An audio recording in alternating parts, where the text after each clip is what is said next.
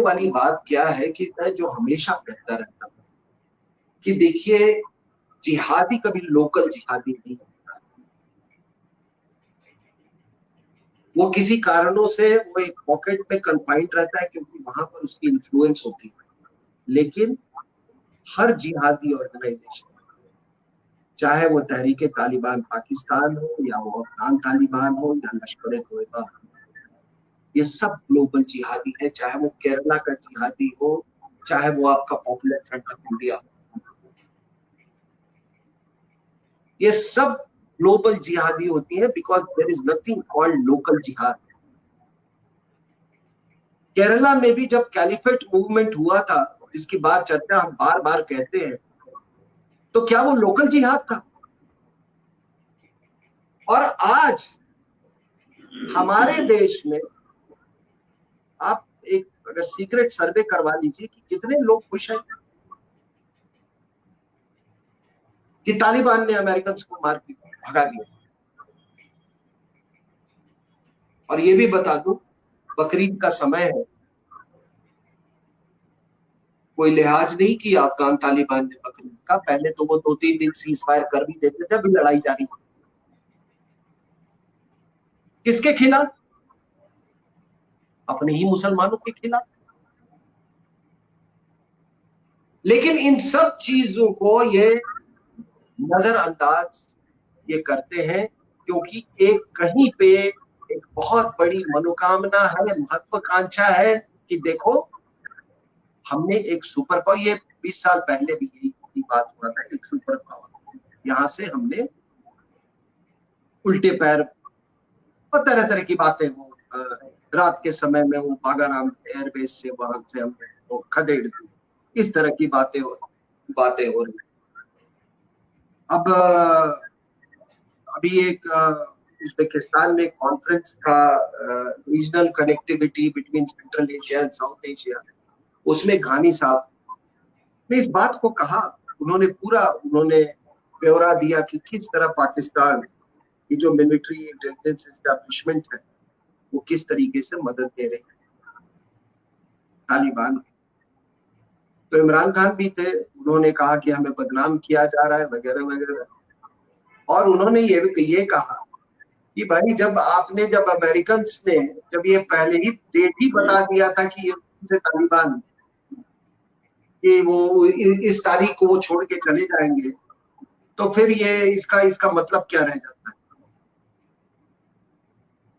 Vietnam में भी यही गलती की थी लोगों कि एक डेट उन्होंने दी, और ये बिडेन साहब ने भी ये दोबारा गलती की कि आप जैसे ही डेट बताते हैं वही, तो हर आदमी वहां सोचता है कि मैं आखिरी आदमी आखिर क्यों हूं वो अपना जान गंवाने वाला। और यही यही बात वहां भी हुई। अब इमरान कहते हैं कि आप कहते हो कि चलो इनको मेज पे ले आओ, हम इनसे बातचीत करते, कहते गोल मेज पे तो उनको तब लाना चाहिए था जब आपके 1.5 लाख नेटो ट्रूप्स थे वहां पे, जब आपका एंड्योरिंग फ्रीडम शुरू हुआ था उस समय 1.5 लाख थे। उस समय अगर तालिबान को मेज पे लाते तो ये आपकी बात सुनते। तो ये सारा ये एक्यूजिशन का जो सिलसिला है वो चल रहा है। इस बात में भी कोई शक नहीं है कि जितने आपके घायल वुंडेड जो तालिबान के सोल्जर्स हैं उनको ट्रीटमेंट दी जा रही है पाकिस्तान के अस्पतालों में। और ऐसी बात नहीं है कि पाकिस्तान के हुक्मरान वो असमंजस में नहीं।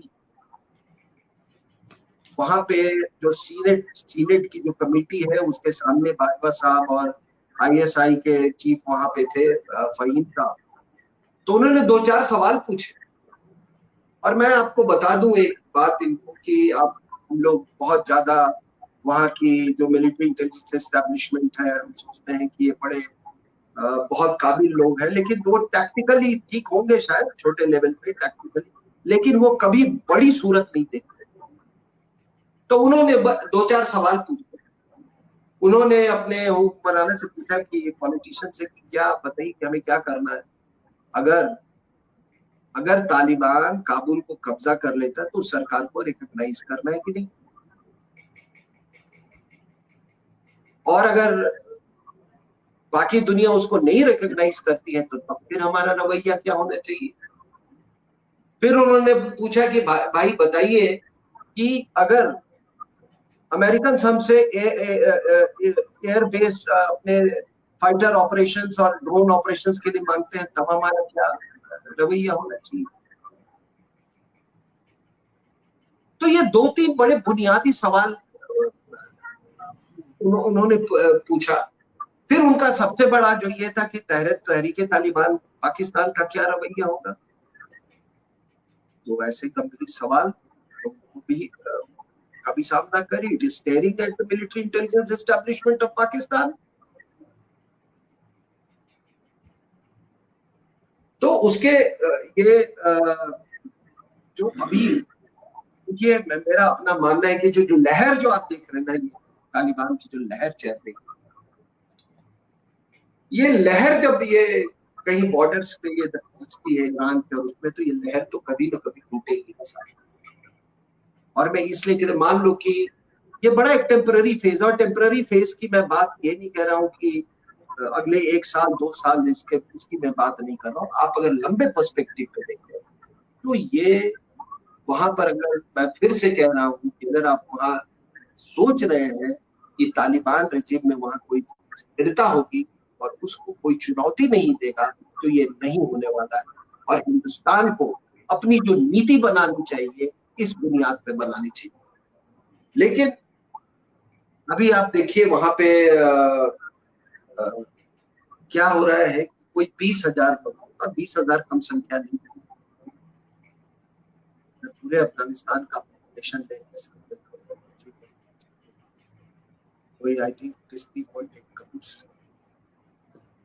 इसमें तो कई आधे बाहर।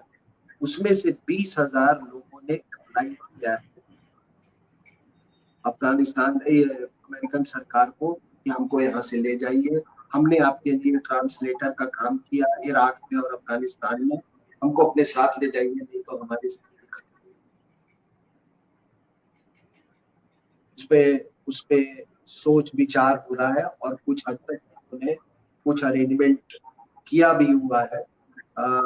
कितने लोग ले जाएंगे मैं ये नहीं पता, लेकिन ये 20,000 की इतनी बड़ी कॉन्स्टिट्यूएंसी, इनका क्या हो आप बताइए, क्या सलूक करेंगे इसके साथ अफगानिस्तान तालिबान। एक बात बिडेन साहब ने कही, उन्होंने कहा कि हम अफगानिस्तान हम राष्ट्र निर्माण के लिए तो गए नहीं। ये सबसे अच्छी बात हो, कोई बाहरी ताकत आपका राष्ट्र निर्माण नहीं कर सकती। और ये हिंदुस्तान के भी संदर्भ में ये बहुत इंपॉर्टेंट है।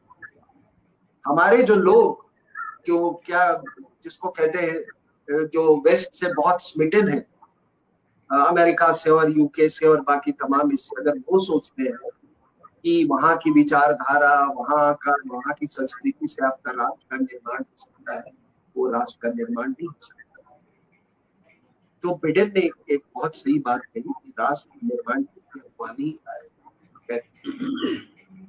उन्होंने कहा कि हम इनकी जो क्षमता जो थी उसको छिन्न करने का जो हमने हासिल कर, और इसलिए छिन्न करना चाहते थे कि ताकि दोबारा दहशतगर्दी मतलब जिहाद वो जो 9/11 हुआ था उस तरह के हमले ना। उसके बाद आप इन पे चले आइए, ये बुश साहब ने, तो उनका ये था कि भाई हमें तो वहां पर एक बहुत मजबूत व्यवस्था, बहुत मजबूत सुदृढ़ और अस्थायी व्यवस्था कायम करनी है। ओबामा साहब ने कहा कि भाई साहब ये जिस मकसद के लिए आए थे, अब ये जो रीजन जो है, अब ये सेंटर, ये केंद्र बिंदु नहीं रहा है दहशतगर्दी का, ये ओबामा साहब का भरोसा, इसलिए अब हमको यहाँ से निकल जाना चाहिए। लेकिन आप एक बताइए कि विडंबना क्या है। ये तमाम, अब ये देखिए, ये लोगों को मैं ये हिपोक्रेसी दिखाता हूं। पुष्पेंद्र जी, आप उस समय सक्रिय होंगे पाकिस्तान में, जब ये ओसामा बिन लादेन मारा गया था, वो कहां था? He was not in Afghanistan. Correct, correct. He was in Pakistan. ठीक है, तो क्या आपने 2400 लोगों को, 2400 सोल्जर्स को, और मतलब $1 ट्रिलियन आपने 20 साल में केवल अल-कायदा और ओसामा बिन लादेन के लिए आपने खर्च किया? और वो भी ओसामा बिन लादेन हमला को पाकिस्तान में जाके, तो which is the epicentre of terrorism?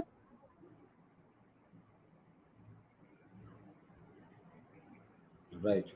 आज आप तालिबान से बातचीत करने के लिए आप मदद ले रहे हैं पाकिस्तान की। आप किसकी मदद ले रहे हैं?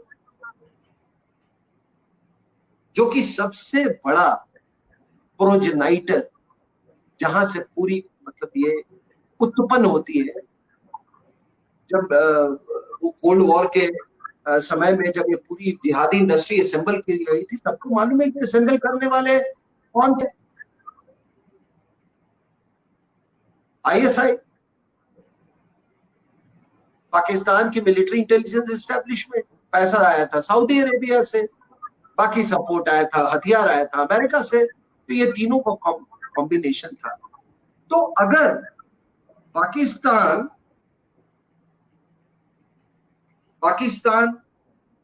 अगर एपी सेक्टर है और वहां पर अगर आपको ओसामा बिन लादेन को मारने के लिए आपको जाना पड़ा, तो एक बात बताइए कि अमेरिका ने फिर क्या पनिशमेंट दिया?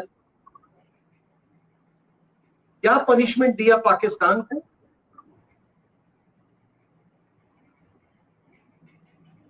तो इसलिए मैं ये बात इसलिए कह रहा हूं कि हमारे यहाँ हिंदुस्तान पे हम बहुत ज्यादा निर्भर करने लगते हैं वेस्टर्न पावर्स पे। कृपया निर्भर ना कीजिए। सबसे ज्यादा जिहाद से, ग्लोबल जिहाद से अगर कोई प्रभावित देश है, वो हिंदुस्तान है। तो आप अंग्रेजों के, अमेरिकन या फ्रेंच या उनके ब्रिटिश, उनके मापदंड से आप नहीं चल सकते हैं।